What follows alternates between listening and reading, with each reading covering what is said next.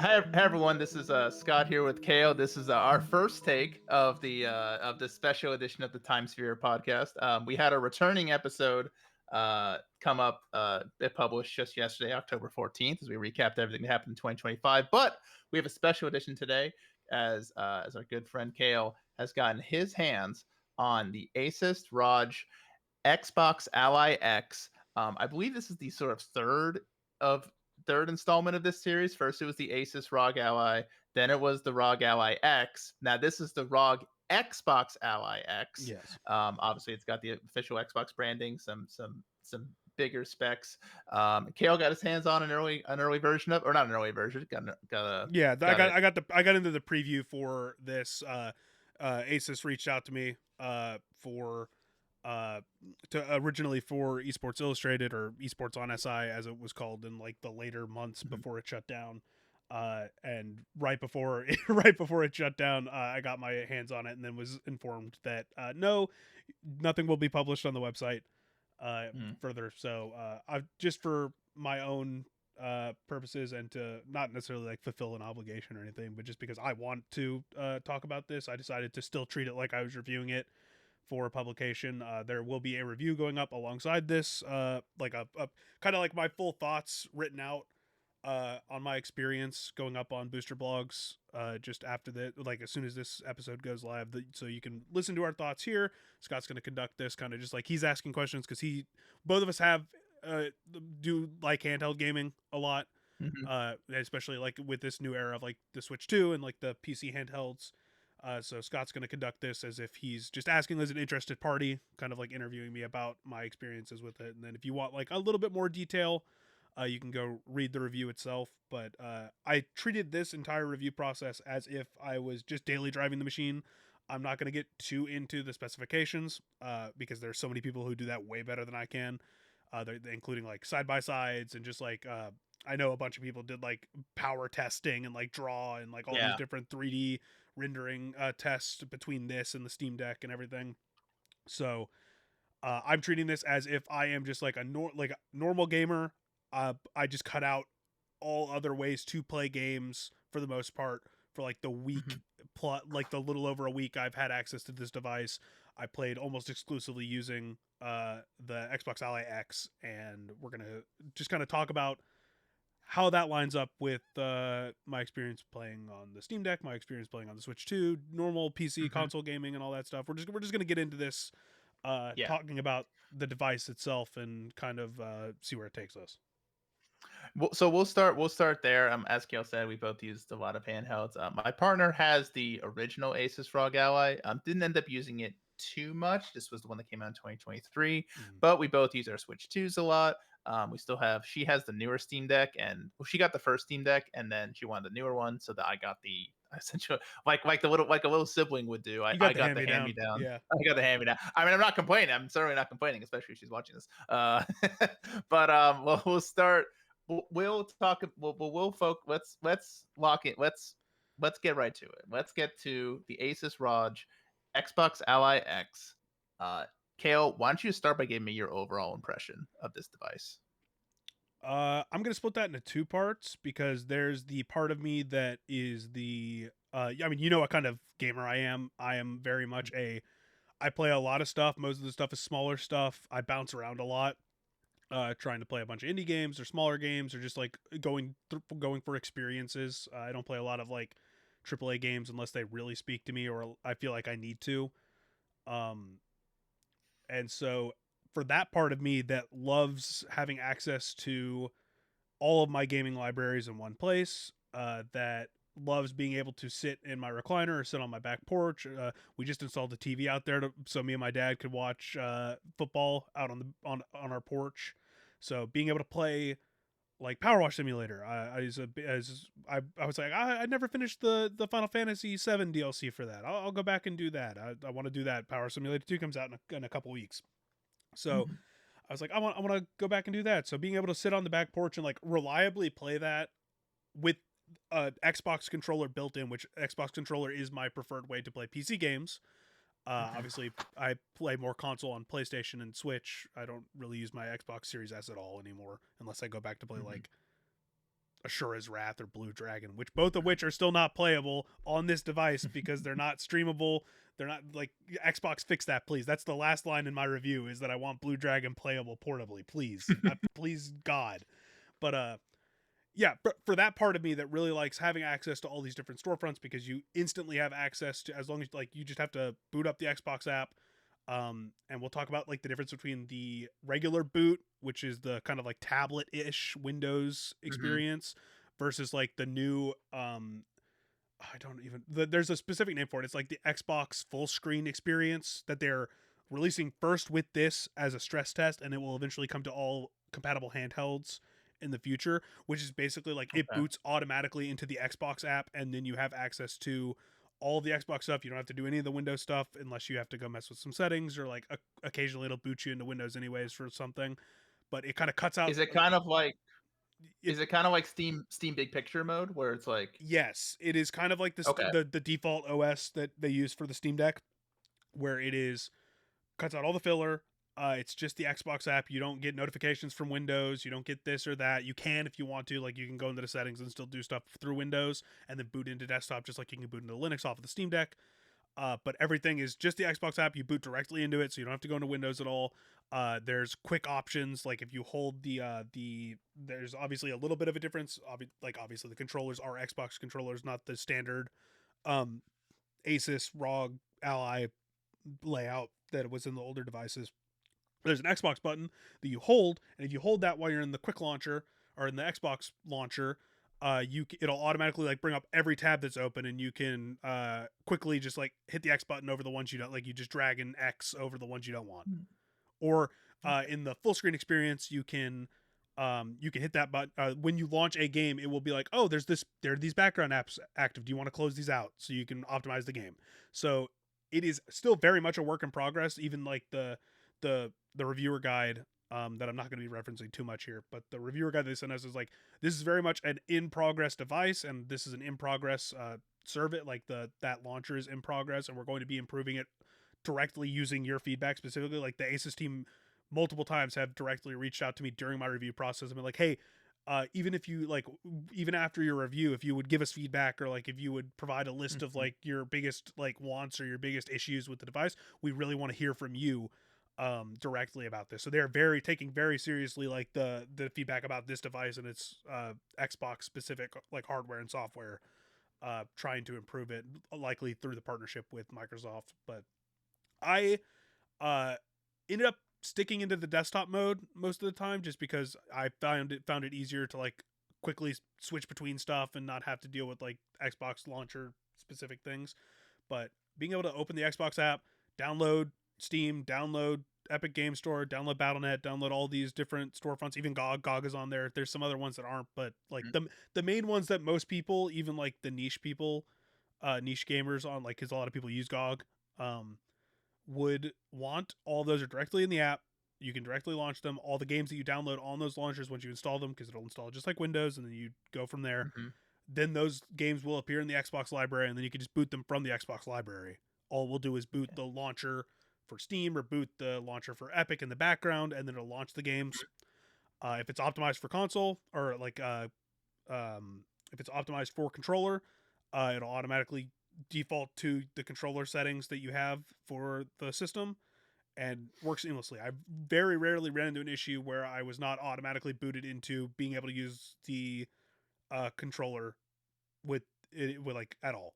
Like I That was gonna one issue. be that was gonna be my next question was how in terms of when installing and playing games that are outside, let's say outside the Xbox ecosystem, so games that are not that you don't run through the Xbox app or Mm. that are on Game Pass.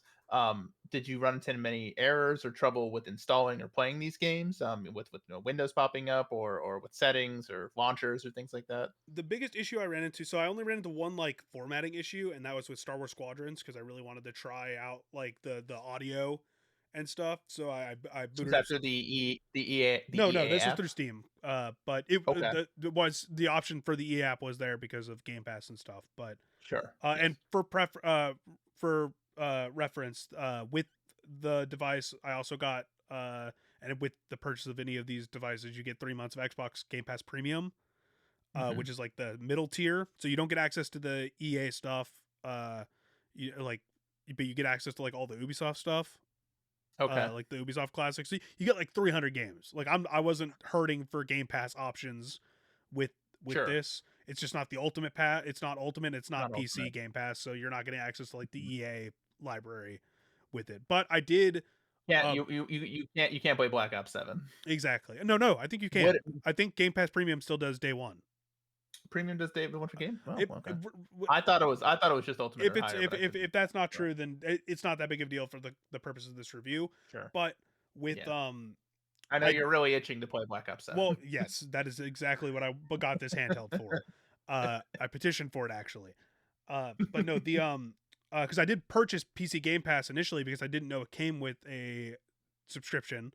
So Sure. I did actually find out that when you go to get those EA originals or the EA games, like I downloaded, I was gonna download um, uh, Mirror's Edge.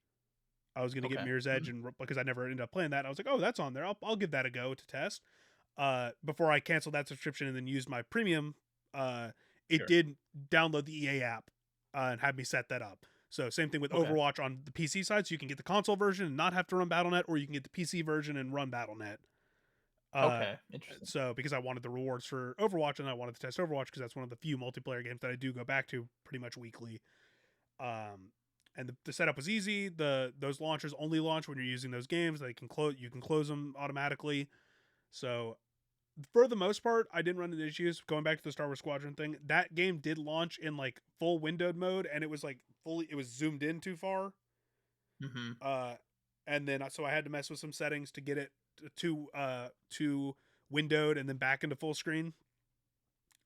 Just to and then but as soon as I did that and reset it, it was perfect and ran just fine. Didn't have any issues with the controls. I had no issues in any of the games I tried registering the controllers, except for I did Shay, when our friend was trying to play um, Blue Protocol, I think is the new MMO, right? Okay. She was like, oh, and I was like, oh, well, let me see if I can run that on this device and play it with them on this device. So I downloaded it. You do have to find the games that are optimized for controller.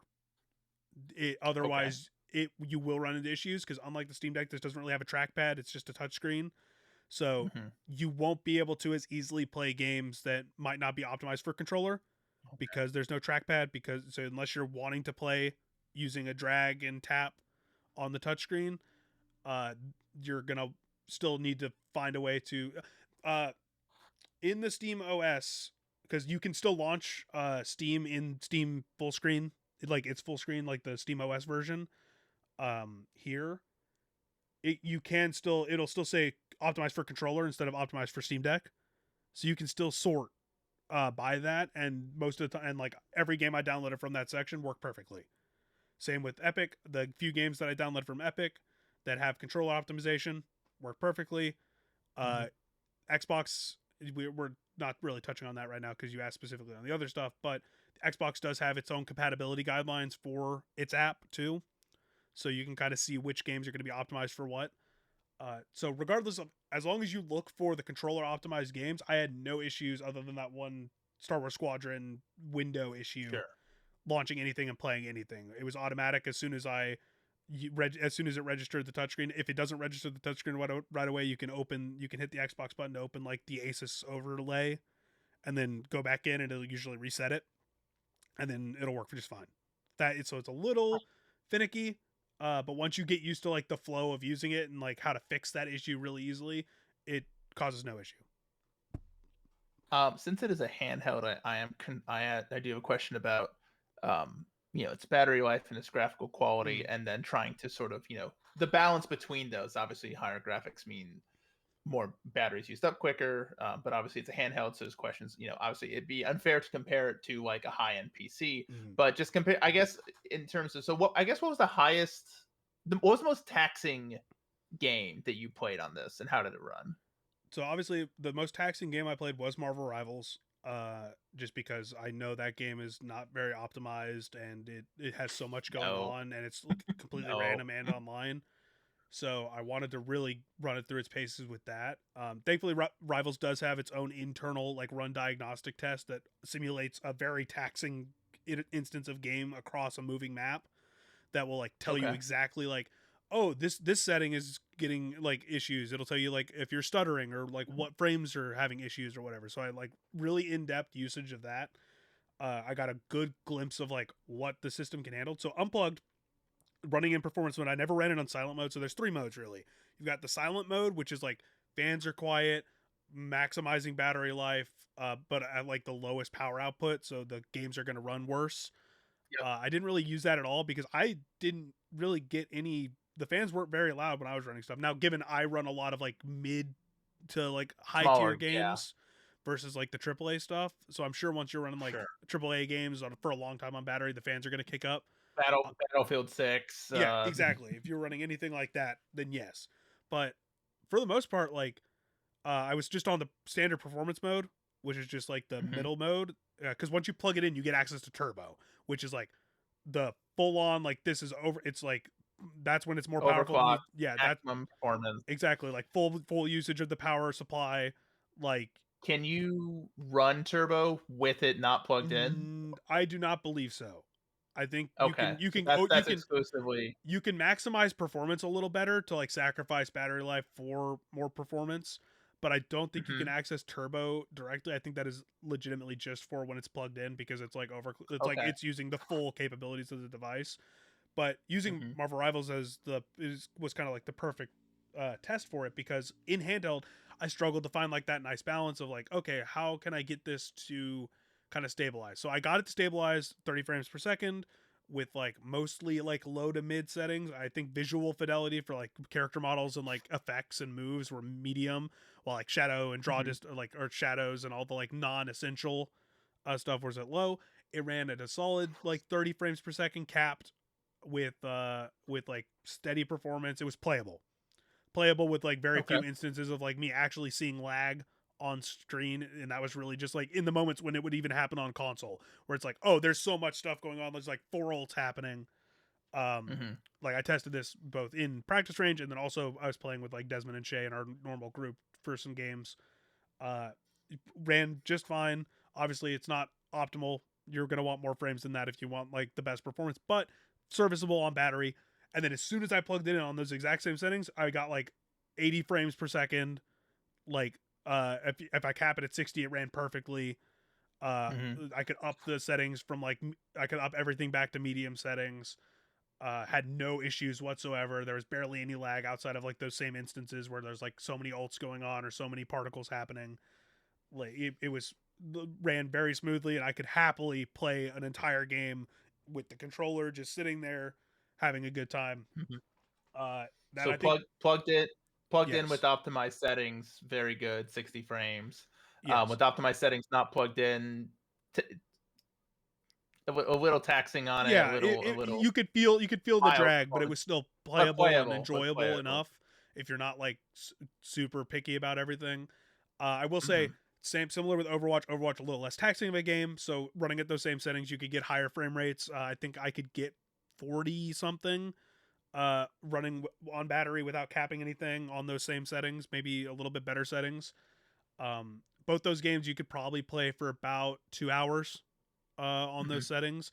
But where this like battery life really surprised me was when I was playing like when I was testing with like Indiana Jones or Forza 5. You can get like 3 hours of battery life running on like the medium settings because you're gonna need to do medium settings on like those really like big games. Yes. Yeah, Mhm. so like if the game is like if let's say the game is like within the last 3 years and it's a pretty major release, you're probably gonna want to run it on medium. You could probably tick it to high in some cases, and you can mix and match to find the best performance, obviously. But on medium, those like higher end medium settings, you can get like 2.5 to 3 hours of battery pretty easily on this, which surprised me because like I was playing Power Simulator, Jusant, a couple other like mid range titles that aren't going to be as taxing. Play it for an hour. I look at the um I look at the device. It's probably drained to like 80, 70, 80% of like a full hour of usage. I put it in the sleep mode. leave it on my desk, come back, strain maybe a percentage while it's in sleep mode, because sleep mode actually works.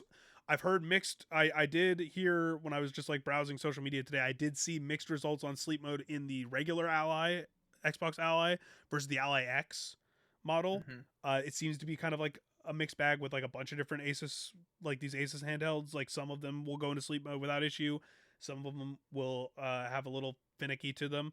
I haven't had an issue with sleep mode. I did have to spend 30 minutes trying to figure out how to turn off the damn light behind the sticks when it's plugged Mm. in at night, because it would just keep flashing those Real RGB bright. lights onto my ceiling from where it was charging. So I had to just Throw keep going in and messing with the those the settings. solution is to throw a dark T-shirt on top of Yeah, it, yeah. and then Put it in the closet, like put it upside down, something put like it that. put it somewhere else. Yes. Exactly. Yeah, but um, after I found out, it was fine. But the battery life surprised me. Like legitimately, I was surprised by okay. how much I was getting out of these games. The sleep mode surprised me with how like efficient it is, how quick it is to boot back into those games. Like last night, I was playing Jusant, and I played for about 30 minutes, and then I went and ate dinner. I forgot I did some other stuff, and then I came back, turned it back on. There's no battery drain whatsoever. Hopped right Mhm. back into the game, just like a Switch, Without just like a Steam Deck. uncharged. Oh yeah, no, just sitting on my Like, desk, no plug-in, nope, nothing. okay, very good.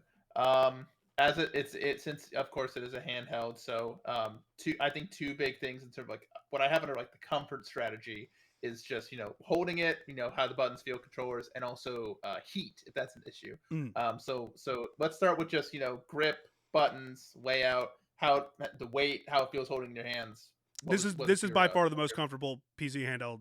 This is more comfortable than the Switch, more comfortable than the Steam Deck, more comfortable than the MSI Claw, which I've only used like very sparingly because a friend has one. This is by far like just sitting here like this with a controller that I'm used to, because it actually threw me off. So in my review I mentioned this, but when I picked it up for the first time, I did a weight comparison between the three handhelds that I have, mm-hmm. and it feels weightier than the Steam Deck, but that's only because it's tricking my hands into thinking I'm just holding an Xbox controller with extra baggage. Okay. So it feels like my normal controller, but with So more it in feels it's between. heavier than a Steam Deck, but Yes. it's a more comfortable, Once you get used to it, it doesn't feel that familiar way. feel. It's not even that much Okay. heavier, just like at its base. And I haven't looked at like the specifics, but it doesn't feel weightier. It's a bit about the same size, a little bit different dimensions. The grips are very different, but once you realize it's the same controller you're used to, just with a little bit more in Mhm. between, and you find a comfortable way to hold it, this is by far the most comfortable. Like just the comfortability alone has probably becoming my default handheld to play, compared to this on my Steam Deck or whatever. It's going to Okay. replace more of my PC gaming time because it feels so comfortable, especially for long gaming sessions. Like I was playing, I bounced back and forth between like three different games last night in the span of like 3 hours while I was testing the battery. And I didn't feel my hands weren't really cramping. Power Wash Simulator, obviously, with how much you're holding the same buttons, like your hand's gonna Yeah. get a little bit like you're Real crampy. numb. But like other than that, like I was playing for the exact amount of time I want to, run the battery life down, didn't feel any discomfort. The entire thing feels comfortable. It's not too weighty. You'll get used to it. It's gonna trick your brain a little bit if you're used to using an Xbox controller, because you're gonna want to like hold it closer, but you can't because the tablet's in the middle. But Hmm. it feels good comfortability. And you were gonna ask about like the heat and Heat, like the like any fan heat situation. issues? Yeah. Running more intensive games, it will get hot, but not like burn touch hot, and not like Okay. discomfort to your hands where they are on the controller hot. Hmm. Can you You'll hear the feel it. fans really spool up when the game's Not all the time. It's more like on and off, like at certain moments. So it actually shocked me last night after I'd finished. I'd been playing whatever. I finished an act of Jusant or chapter of Jusant, and I put it up for the night. And I didn't plug it in or anything. I just set it on like on my desk, and I was doing some other stuff on my computer. And then all of a sudden, the fans like discharged for a couple seconds, and I was like, I've never heard it do that before. But if you're playing like Indiana Jones, like when I was playing Indiana Jones or Forza, the fans will kick up. Like it'll be a pretty consistent hum if you're running them at like decent set, like the higher settings. But most of the time, it's like on and off, just when things are really taxing, or like once every like 10 minutes or something, they'll fire up just to cool things down. But it's never an uncomfortable heat. I'm sure if you like did super high intensive gaming on like like while like plugged in, or like using it as like a projecting it to your TV or something Hmm. through external outputs. Like it'll probably get pretty hot, but while you're holding it, if you're just running it off battery at like medium settings, it got warm, but nothing more than like your laptop and your lap's gonna get. Sure. Nothing uncomfortable. You're just gonna notice it. Okay. Fans aren't too loud either. Audio wise, did you play with headphones or did you use the speakers at all? What were your I almost experience with exclusively that? just used the speakers just because I wanted to get the full experience. It's got speakers on top and then two speakers on the side with the ability to run like I can't remember if it's spatial audio or not, but like it'll toss from right to left and then the back. You'll get like the different sounds coming out of it as you're playing the Hmm. game. Speakers are good. They're not like perfect. They're pretty high quality speakers. I wasn't hurting for like I didn't feel like I needed headphones while I was playing the game. If you're playing like specific games where you really want like the full experience, obviously play with headphones. But if you're just playing sitting in your recliner and you're just playing a casual game, or you don't care too much about what's going on and you just want to hear the music or hear the sounds or whatever, perfectly fine. I perfectly fine to good. I'd say they lean more on the good side. I did not have any issues, and I wasn't like wanting for more. The volume's good. You can mess with the Hmm. settings because it's a Windows PC, so you can like optimize or use different sound settings. It's an Xbox, like you're running if you're running games through Xbox. Xbox has those sound settings too, so it's more I'm it's more of like the you're gonna want to tweak it, but it's good. I'm glad you said that because I have a few. We're getting close to half an hour, and so I wanted to. I have a few important questions to ask, like Mhm. about sort of like your end thoughts about this. First, is this an Xbox? If you want it to be, I'm not specifically in the Xbox ecosystem. I have some games. Most of those games I can't play on this because they're like tied to older Xbox systems. They're 360 games, like Hmm. Asura's Wrath, Blue Dragon, Lost Odyssey, like those kind of games that I bought on Xbox and can only play on Xbox. So that's like one of the main reasons I have an Xbox Series S is because I was like, oh, I back when Game Pass was like first getting started, I was like, that's a great deal. I'll get an Xbox Series S so I can play those older games that I have digitally while also playing Game Pass games. If you're in the Xbox ecosystem, if you have a bunch of Xbox Play Anywhere games, newer Xbox games, if you're a big fan of Game Pass, whether the new pricing model or anything throws you off, causes you to cancel or drop down to tier, which I now fully believe that is what they want. What Xbox and Microsoft want is YouTube is those Game Pass Ultimate subscribers that were subscribing to Ultimate just because of the online or the Hmm. Play Anywhere and the PC access or the cloud. I do believe they are hoping, and I wish that they would have marketed this better. Even though I don't, the big billion-dollar corporation can do whatever they want. I don't care. I'm not Think going of to the fight big for. billionaire corporation. Yeah, I'm not trillion dollar corporation. I'm not going to fight for them or like whatever. But I do The think free that they advice want for people sure. to drop to the premium if they can't Mhm. afford The Ultimate, middle tier. or drop to if they're getting this, or if they have a PC, get just PC Game Pass, which is only like $1 Hmm. more than premium or whatever, because you do get access to 300 games or whatever. You do get access to all these Yeah. bonus features and all that stuff. So if you want it to be an Xbox, it can be. Um, I got the code for Game Pass. I downloaded games off Game Pass that I want to play. I'm going to play a bunch of those games on this handheld because most of those games that I want to play on Game Pass I aren't going to make me sit there with this tied to the power plug to run on turbo just to get the best experience. I can play them on medium or even high for some of those smaller experiences and enjoy them better with the handheld.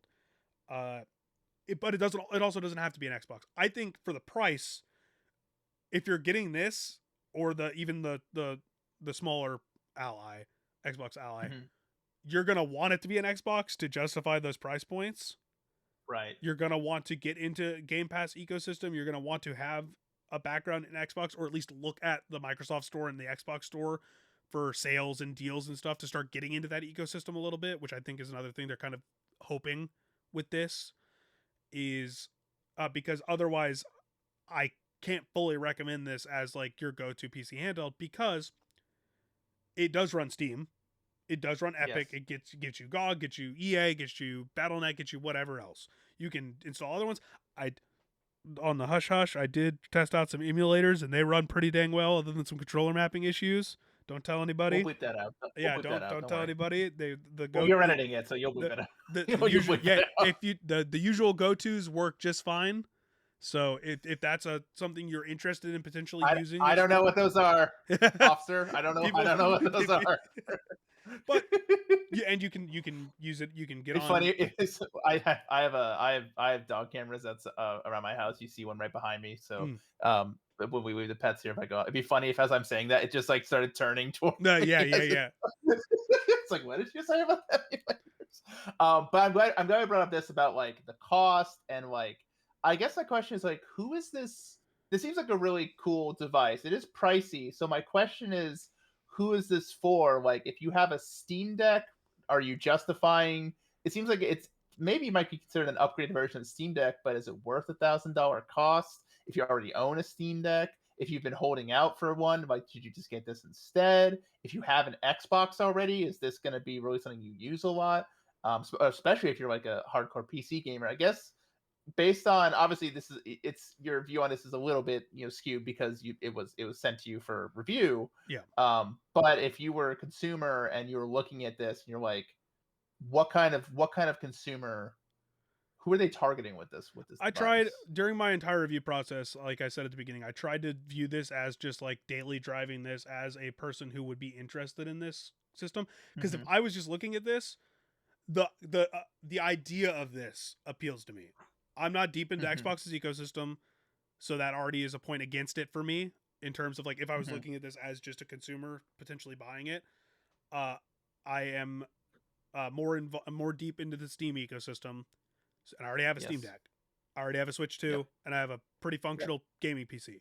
So that's like 5 points against it for me in terms of a consumer that if I was looking at getting it.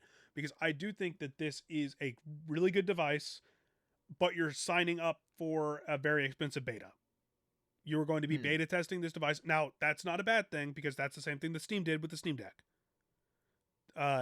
It is a work in progress system that will slowly get better over time as Xbox and ASUS and Microsoft work together with those teams to improve the software, improve the Xbox full screen experience, improve the launchers, optimize things and how you can update them. Probably like people, one of the main complaints I probably have is that you can't like update the Windows stuff from or like update some of the BIOS stuff and things that you're going to need to update in the Xbox full screen experience. You still have to go to the Windows section for that. That it's all a work in progress, a very expensive work in progress Mm-hmm. that I can recommend it having played it for a week and a half. If you are looking for a kind of do it all, customizable, comfortable and powerful like powerful enough handheld system that can give you access to everything because it can give you Mm-hmm. access to your Xbox stuff. It can give you access to Game Pass Mm-hmm. full access to all that stuff. It give you full access to Yep. Steam, full access to Epic, full access um to GOG, to EA, to Ubisoft, Ubisoft, everything. like Yep. BattleNet, full access to third party stores even though they're not in the launcher, so you'd have to use the Mm-hmm. desktop stuff for that. Full access to using Discord with all your apps without having to Okay. use console integration. Full access to emulators if you want that kind of stuff. Full access to using it to watch movies and stuff if you want, because it Mm-hmm. can run as a tablet. You can project it to, you can plug it in with a third party, or you plug in to a USB HDMI converter. You can use it to have a console for your PC, like, and plug in a controller to it. You can play it on your Could you big use it screen. as a could you use it as a desktop? Could you plug it into a monitor and a Yeah, keyboard and a mouse? Use this computer. yeah, you can use this as whatever you want. It I is guess. fully customizable. This is a Windows PC. This is fully running Yeah. Windows 11. Uh, with like you're gonna have to tweak some stuff. It doesn't have a lot of the built-in things. Like it's not missing anything, but you're going to have to customize it a lot to get what you want out of it. But that is the benefit of this device, is that it has access to everything that you want PC storefront wise. Mhm. Uh, you can plug it in, put it on a stand. I will say, I want to. This is caveat. Pull me back to talking about performance. My biggest caveat with the device itself is that this is the stand it comes with. They advertise this stand. It is a like cardboard ish That is not great. stand. I mean, to be fair, most of these handhelds don't come with a stand at all. Fair. So Fair. at least it comes with So something. But this is $1,000 device that comes with this It's like plastic, a little like, little piece of and I was plastic. like, I pulled this out and I was like, I had to pull this off of the cardboard, and I was looking at it and I'm like, I don't know if I trust this to hold a heating machine Yeah. if I was going to use it for that stuff. But back to like using it as that kind of stuff. You could sit here Hmm. with it on that stand, plug in the thing, plug in a mouse and keyboard, and use it Okay. to play whatever you want. Did you now did you try it on a TV, like plugging into a I did. TV and seeing how it I played on did there? plug it into an How HDMI how did that converter. work? Fine, just like the Steam Deck does through the Steam Okay. through like a third party dock or the Steam Not official dock. not like the same maybe quality as like if you plugged an Xbox in, correct? No, same thing. It's just like if you cast a like if you cast a PC to like a normal TV or casting it to a monitor. It's just Okay. it. I meant like it's not the same quality as like if you plugged in an Xbox and were playing it on the TV. Oh no, it's not like. I mean, to an extent, it can be like it Okay. depends on the game. Like it's like you're running a Right, PC. sure.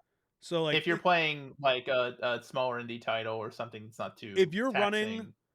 if you're running Indiana Jones on this plugged Mhm. in with the turbo settings, you can probably run it on high, Okay. like full across the board high settings with like Okay. no issue. And so you're gonna get a comparable like if Indiana Jones does come to the Switch 2, it'll probably be a little worse than that, depending on how good the port is. I The did Switch not. 2 port would be worse No, or no. this version? Yeah, This version would probably be worse because it's not like optimized sure. for that console. Okay. Like it depends. It all depends on the quality of the port. That's something I probably should have done is like find a game that I have on both. But like the only games I have on both are like Hades, which are gonna Sure. run relatively Well, there smoothly yeah, regardless at like the highest settings. feels like it, yeah. So Yeah, I think you can get a comparable experience to probably like if you're not going to be if this is what you're getting and you don't have an Xbox and you want that experience, it's going to be fine. It's going to be just like using a Steam yeah. Deck for it, which I've done before. Like when I was at Evo last year, I brought my Steam Deck and we plugged in the dock with like wireless with our fight sticks to the dock, and we played Guilty Gear and like Grand Blue and a whole bunch of games at like relatively like medium to high settings on the TV, and you're going to notice it if you're comparing it immediately to playing it with like a strict PC or the console version for like a PlayStation 5, even maybe a PlayStation 4. But it works. It's going to look it's going to have the turbo option, so you're going to get the boosted Mhm. performance while it's plugged in, and you can still tweak it. So it worked. I ran Indiana Jones, I did Forza, and then I ran a couple smaller games just to see how they all looked. As long as you're willing to like mess with it and optimize it, obviously you're gonna have to optimize it to your TV too Mhm. through the cast just because it's PC to a TV. But I didn't try it with one of my monitors, but I'm sure it would look just like I'm running Windows Sure. because it's a PC. It's a Windows PC at its core. So obviously our views are a little skewed because, as I said, we both have gaming PCs. Mm-hmm. We have Xboxes. Again, like you, I don't use mine too much. Maybe like college football, but even in my admittedly, I play less of this year's college football than last year's. We have Switch twos. I have a Steam Deck, which I really don't use too often. Maybe just like really all I was using it to play was Balatro until that came out on mobile. And then it's like, well, that's just easier. I could just Mm-hmm. in my if I'm sitting on my bed playing Balatro, I'd rather use my phone than this big heavy Switch deck. Um, but I guess my final question would be if you would you have paid $1,000 for this device? If I didn't have a Steam Deck, I would think about it. Okay. And that's not like That's what I was feeling like. If you didn't have a Steam Deck, you had reservations, you wanted a handheld, but you're like, maybe not. Maybe, I'm thinking about it, maybe if you did want to play a game, maybe because you had Xbox Game Pass, you wanted to use those games more, or if you had things on Ubisoft or Epic or GOG, mhm. like you were waiting for like a good like a PC like is this the best PC handheld on the market right now? From what I've tested, yeah. I mean, I'm not like super deep into that ecosystem. Like never used a Lenovo Legion Go. They have the newer version of that out now that's being compared to this, even though it's a little more expensive. That is actually more expensive than this. The Lenovo Legion Go 2's like highest model is more expensive than this by like $300. So, um, my thought process is if I were just looking, if I was an Xbox, especially if I was an Xbox person looking to get into PC, don't want to get a PC, and you don't have a Steam Deck or whatever. Like let's put it this way, splitting it up. if I was an Xbox player, looking at like Mhm. the direction Xbox is going to, where they're probably going to have an open ecosystem in their next console, it's going to be more of a PC in some way, regardless of how that looks. And you were looking to get into PC gaming because that will give you access to more options. You didn't want to get a PC, you didn't want to build one or get a pre-built one because you didn't want to use it, or and your laptop couldn't handle it or whatever. And Mhm. you aren't in an ecosystem really. You've never really used Steam that much. This would be my this or the lower tier option, depending on your budget, would probably be my go-to, just because you're going to instantly get access to all of the Xbox's features. It's Xbox proprietary. You're used to the console, like you're used to the controller, and you get access to everything else. So like you can play PlayStation games on Xbox hardware now because through Steam and That's through true. so you're going to get more options through that. So if that's the direction I was coming from, or you're coming from listening to this, I would say yes, it is worth it, whether you get the lower tier option or the Ally X. For me, and then, so we'll actually split this into threes here. If I was a normal consumer that did have some experience PC gaming, and I did have a Switch 2 or a Switch or a Steam Deck, and I looked at this, I'd be a little more hesitant, just because the Steam Deck definitely is a smoother experience. Mm. It's easier to use, has more bang for the buck. Obviously, Steam as an ecosystem is easier to get into for a PC for PC users, and there's like a backlog of thousands of games that are always going to be cheaper than they are on Xbox. So like if you were just getting into PC gaming, you don't have any experience in the Xbox ecosystem, and you just want a handheld, I would probably lean Steam Deck, just because of the price difference and the ease of access of the Steam OS. If Xbox's full screen experience improves pretty drastically over the next year before they launch it on whatever updates to the other handhelds that they're going to do, Mhm. or the other PC handhelds that are going to be available to use that or boot it with eventually, then I could start leaning more this way, just because I think that there are benefits to having access to more than just Steam.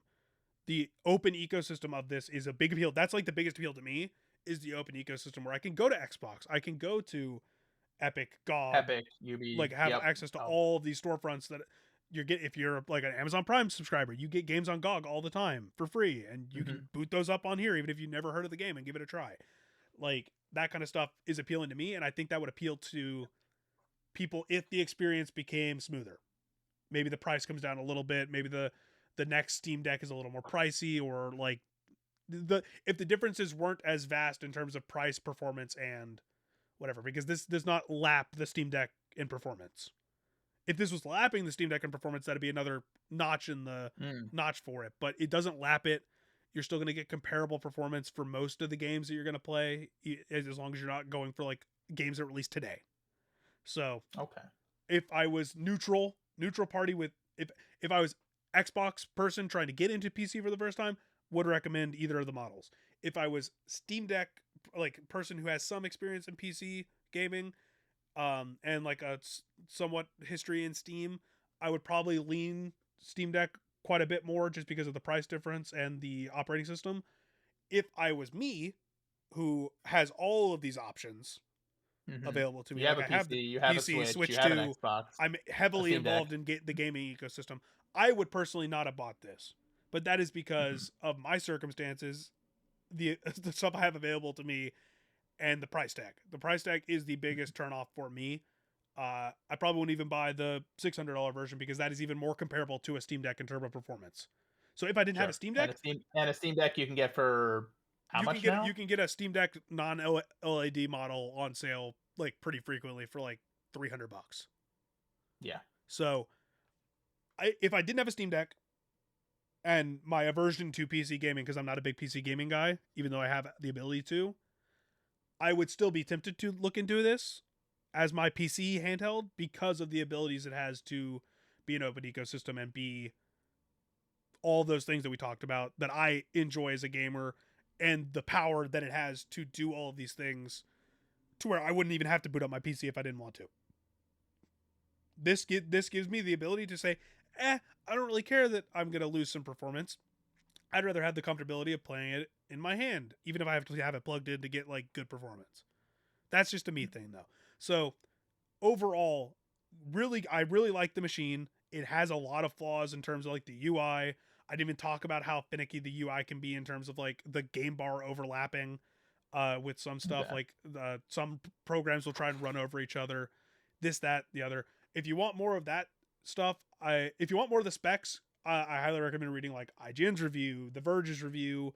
Like go to a site that is known for tech or has dedicated tech people to read about the specifications and how certain things perform compared to other devices.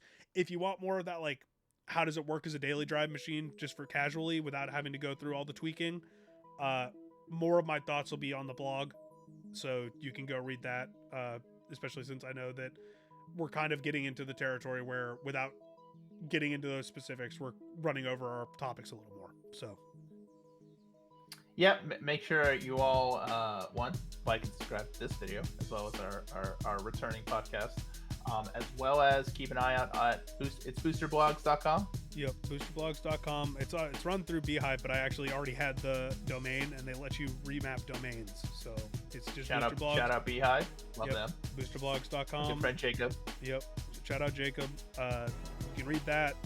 Hopefully there'll be more articles going up there now that I don't have a home telling me, hey, you can write here. So I've got some articles in the backlog that I wanted to get out other places that are going to be going up there. So hopefully that'll happen. This device is getting shelved for the next at least week because Pokemon comes out tomorrow as of recording this. So sorry Xbox, sorry Steam, but your devices will be on hold while I play Pokemon.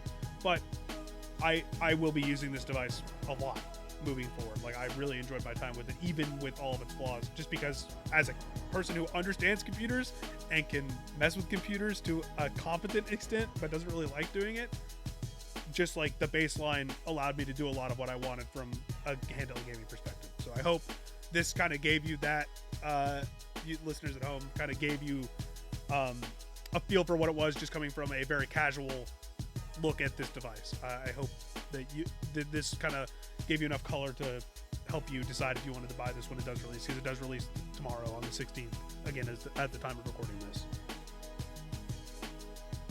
All right, so there you have it, folks. I guess until the next episode, like, subscribe, check out his full review, and yeah, we'll see you guys next time for the Timesphere.